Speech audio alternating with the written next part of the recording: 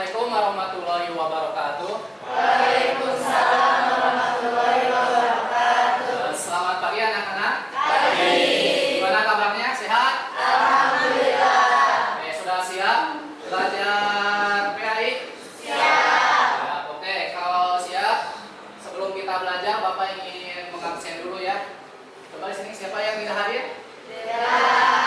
Dela, kenapa? Sakit. Oke, kita doakan mudah-mudahan Dela cepat sembuh. Amin. Cabut penyakitnya. Amin. Dan semoga bisa belajar sama kita bersama-sama lagi. Amin. Coba kemarin itu Adit gak sekolah, kenapa? Sakit Pak, Sakit kenapa? sakit lambung. Sakit lambung. Iya. Oh, makan pedas mungkin ya. Iya. Oh, jaga makanannya ya. Ya, itu Ahmad kemarin izin kemana? Pergi ke Bandung Pak. Pergi ke Bandung. Ngapain? Healing. Healing. Kalau bisa nanti healingnya di waktu bukan sekolah ya, di hari libur atau kita kan sekolah hanya 5 hari, hari Sabtu sama Minggu bisa dipakai healingnya. Jadi kalian harus bisa membagi waktu dengan baik. Jangan sampai waktu sekolah dipakai healing ya. Jadi ini jangan dicontoh ya. Oke, sudah. Sekarang sebelum kita belajar, coba itu bangunnya dirapikan dulu. Oke, sudah. Rapikan. Siap, alat tulisnya coba disiapkan juga, bukunya dibuka, pensilnya jangan sampai nanti ketika belajar kalian meminjam atau kemana itu alat tulisnya ya. Oke, sudah. Supaya lebih sudah siap alat tulisnya? Oke, supaya lebih barokah kegiatan belajar kita awali kegiatan belajar ini dengan berdoa. Nah, Bapak ingin, karena Bapak sudah terbiasa kalian dengan berdoa, Bapak ingin sekarang untuk mungkin Palah yang memimpin doa. Coba silakan Palah untuk memimpin doa. Sebelum belajar, alangkah baiknya kita berdoa mulai.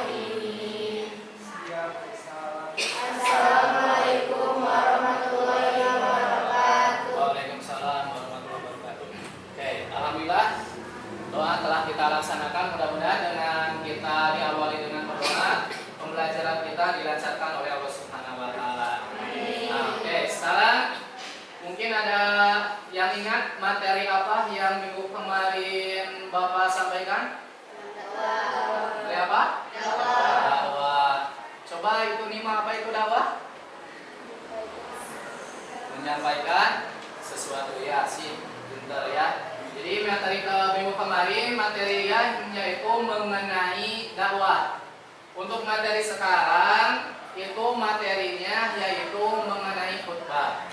Ini sebagai tujuan pembelajarannya yang akan kita lakukan adalah yang pertama, kalian itu harus bisa mendefinisikan pengertian syarat khotib dan syarat-syarat khutbah.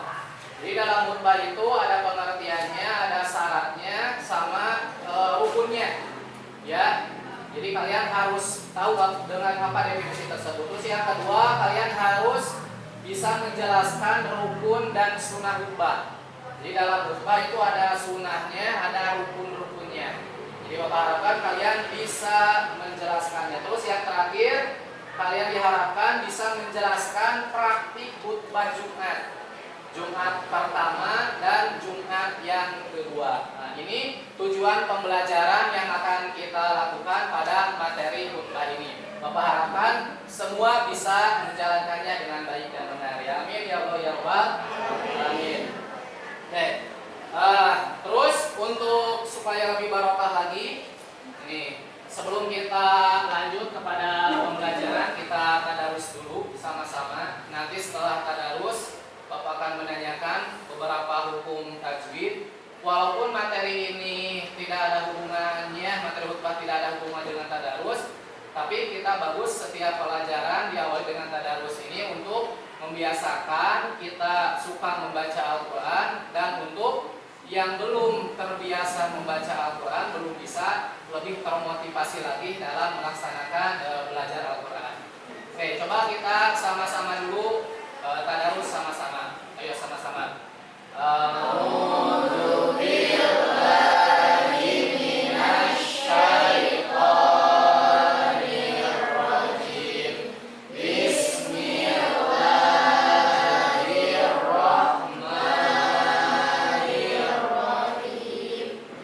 Ya ayyuhalladzina amanu taqullaha haqqa tuqatih wa la tamutunna illa wa antum muslimun. Wa la tahinu wa la tahzanu wa antumul a'launa in kuntum mu'minin. Shadaqallahul azim. Coba perhatikan. Ya ayyuhalladzina, ya, coba itu pilda apa itu hukumnya ya? Ya ayyuha, ya, apa hukum tajwidnya? Apa? Madari disukun? Apa? Yang keras? Mad? Mad wajib apa? Mad wajib mud? Mad wajib mufasil? Mutasil. Coba ada yang bisa membenarkan? Coba itu siapa? Risna. Coba Risna apa hukumnya? Oh, majaiz mufasil. Ya, benar. Tepuk tangan untuk Risna. Yang benar adalah majaiz mufasil, bukan mad wajib mud. Nah, coba ada yang tahu perbedaan antara mad wajib sama majaiz? Siapa yang tahu? Ada? Coba itu Bapak langsung aja ya. Liwa, ada liwa? Liwa, apa perbedaan majaiz sama mad wajib? Ya. Gimana?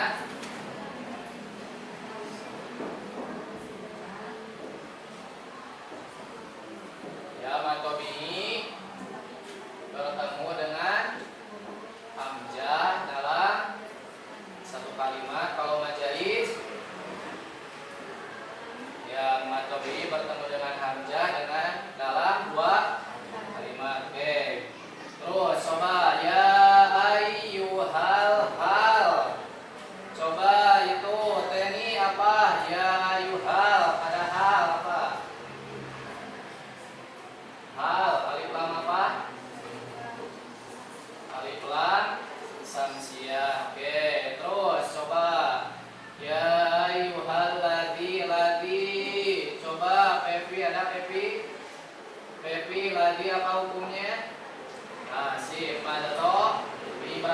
panjangnya Pepi atau Bini? 2 harokat. Ada berapa hurufnya? 3 apa saja? Apa? Ya, wawu, alif. Oke, sip, pinter. Terus, ya ayyuhalladzina amanu taqullaha. Pada lafaz Allah, coba ini Ranti, ada Ranti? Ada. Coba Ahmad. Pada lafaz Allah, apa hukumnya? Tak? Apa itu takhim?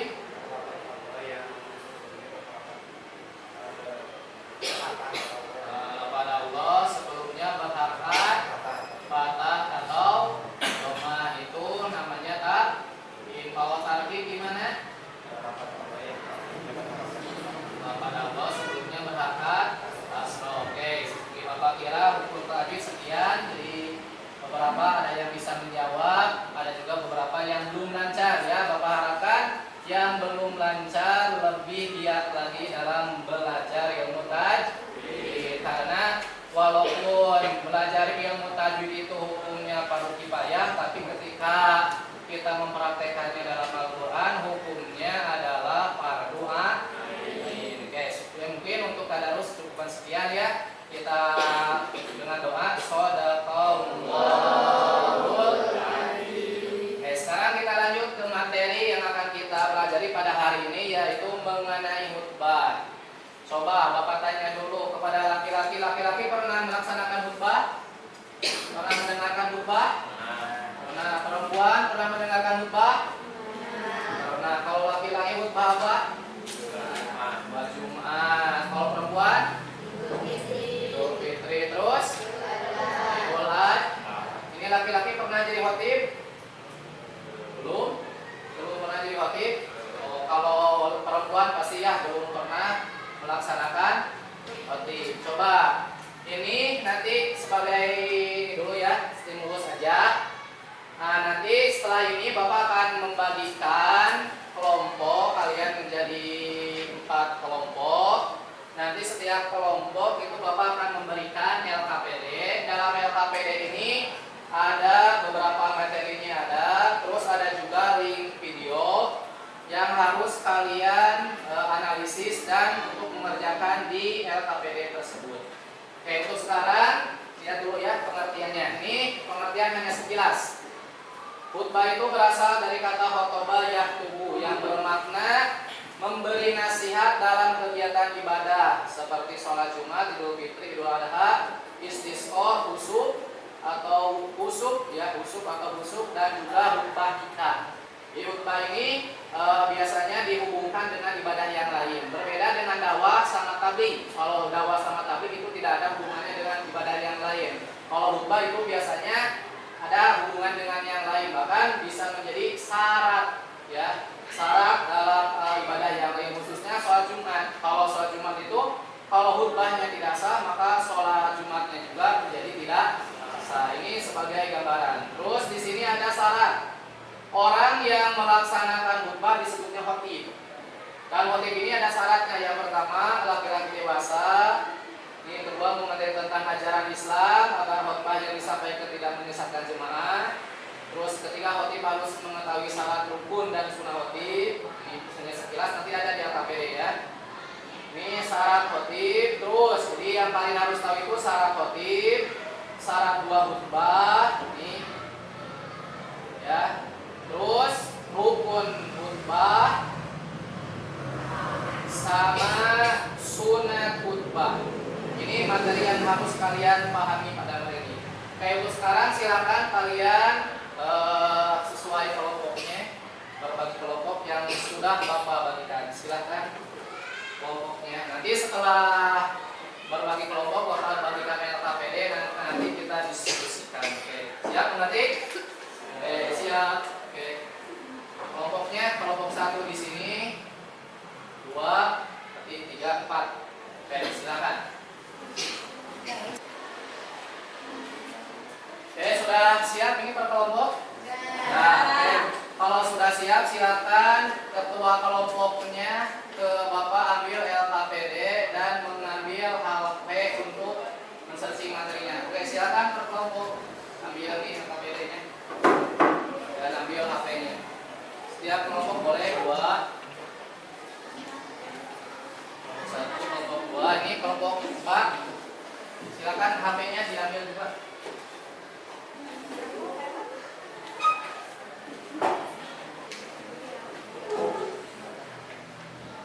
Oke, sekarang coba lihat di KBD-nya itu sudah ada petunjuk yang harus kalian kerjakan dan video sesuai link, sesuai kelompoknya. Kelompok A, link video A.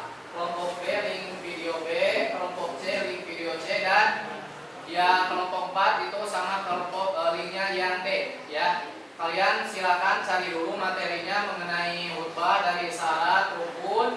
Setelah itu kalian amati video yang ada di link tersebut. Apakah dalam video tersebut apakah unsur khutbahnya sunnahnya sudah ada? Kalau ada coba dituliskan ya. Itu silakan kalian mulai bekerja kelompok.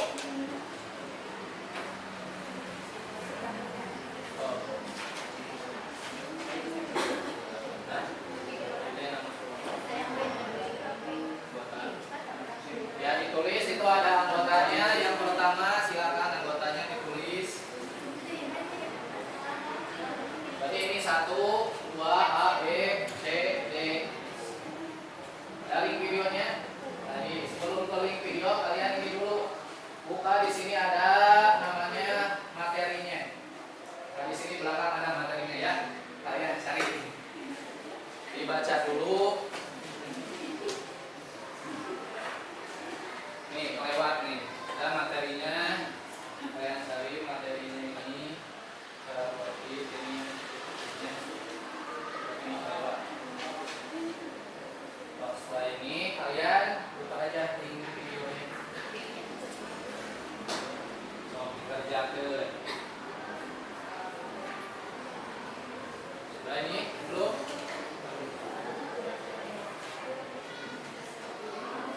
Baca nggak ayat Quran?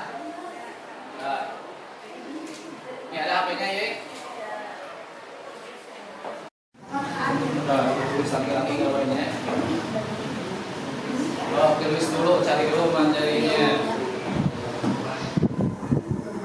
Mengenai khutbah.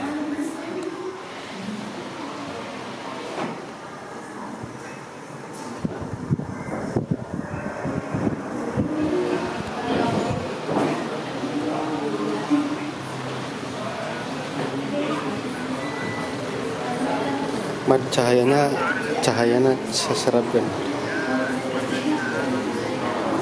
Yuk.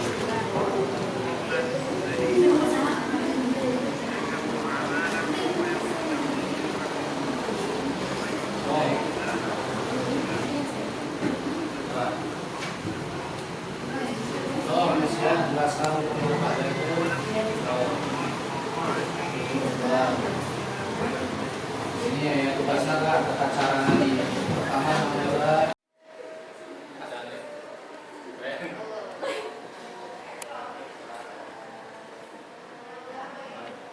guys, sudah semua diskusinya? Sudah. Kalau sudah, oke. Kelompok 1 sudah? Kelompok 2? Kelompok 3 sudah? Kelompok 4? Kalau sudah, sekarang tinggal setiap kelompok untuk mempresentasikan hasil kelompoknya. Bapak harapkan setiap anggota itu berperan aktif. Jadi jangan hanya ketua saja yang aktif, tapi semua anggota harus aktif. Oke, supaya lebih mempersingkat waktu, kita awali presentasi ini dari kelompok 1. Silakan kelompok 1 untuk mempresentasikan hasil diskusinya mengenai video yang kalian amati. Oke, silakan. Oke, yang lain juga sama. Yang mulai ya.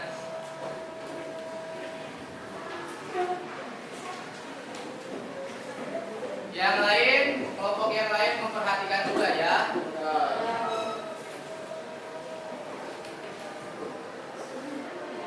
Silakan, ini kelompok 1. Hasil video. Oke, silakan. Assalamualaikum warahmatullahi wabarakatuh.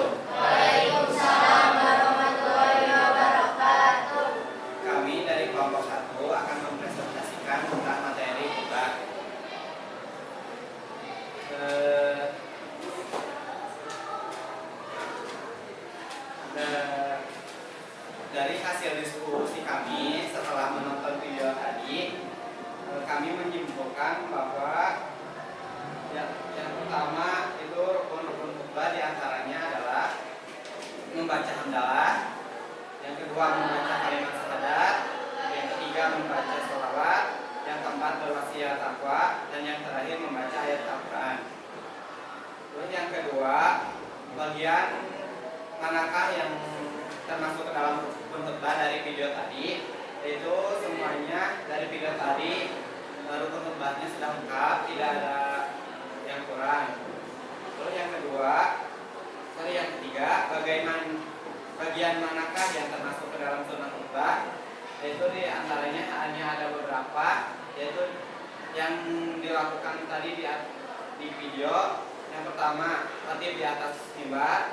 Yang kedua, menyampaikan khutbahnya dengan jelas.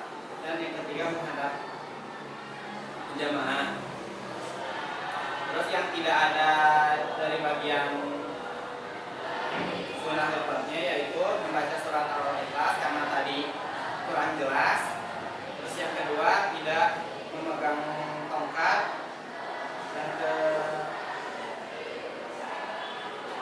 Yang keempat, tidak memegang tiang mimbar. Yang keempat, apakah rukun khutbah dalam video tersebut sudah ada semuanya? Ya, dari video tadi rukun khutbahnya sudah ada semuanya. Yang kelima, menurut kalian apakah urutan rukun khutbah dalam video tersebut sudah sesuai dengan susunan rukun khutbah yang benar? Ya, sudah, diantaranya diawali dengan membaca hamdalah dan diakhiri dengan membaca ayat Al-Quran. Yang terakhir, apakah dalam video tersebut praktek khutbahnya sudah sesuai atau belum? Dari hasil diskusi kami setelah melihat video tadi, hasilnya sangat sesuai dengan tujuan khutbah yang telah kami pelajari. Mungkin cukup sekian dari presentasi kami. Kurang lebihnya mohon dimaafkan. Wabillahi taufiq wal hidayah. Wassalamualaikum warahmatullahi wabarakatuh. Waalaikumsalam.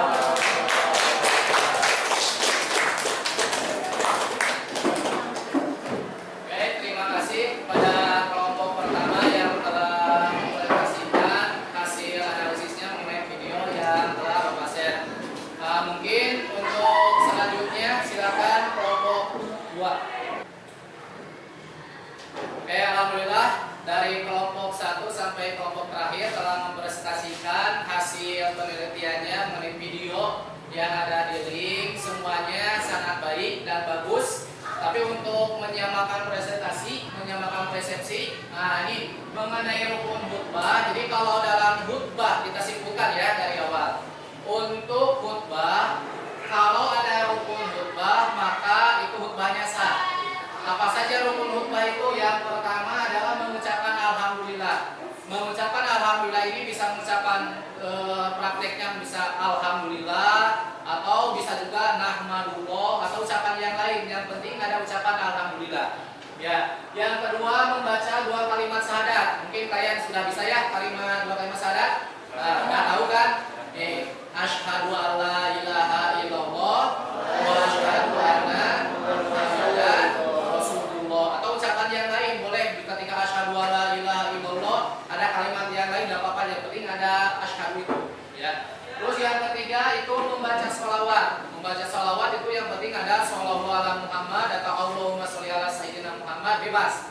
Yang penting ada sholawat saja. Ini yang ketiga. Yang keempat, rukun khutbah itu ada wasiat takwa. Gimana wasiat takwa itu? Wasiat takwa itu dengan ucapan ittaqullah. Jadi kalau bahasa Arabnya ittaqullah. Kalau ada dalam khutbah ittaqullah berarti itu biasanya biasanya setelah amma ba'du fa ya ayyuhal hadirun ittaqullah gitu. Biasanya suka ditambah juga ittaqullaha haqqa tuqatih wa la tamutunna illa wa antum muslimun gitu. Terus yang nomor kelima, rukun khutbah itu membaca ayat Al-Quran di salah satu khutbah. Ini boleh di khutbah pertama atau khutbah kedua. Dan ayat Al-Quran ini minimal 1 ayat. Dan 1 ayat ini adalah yang terpaham. Jadi jangan sampai 1 ayat tapi tidak dipaham. Contohnya misal a'udzubillahi minasyaitonirrajim Yasin. Nah, itu walaupun Yasin hanya 1 ayat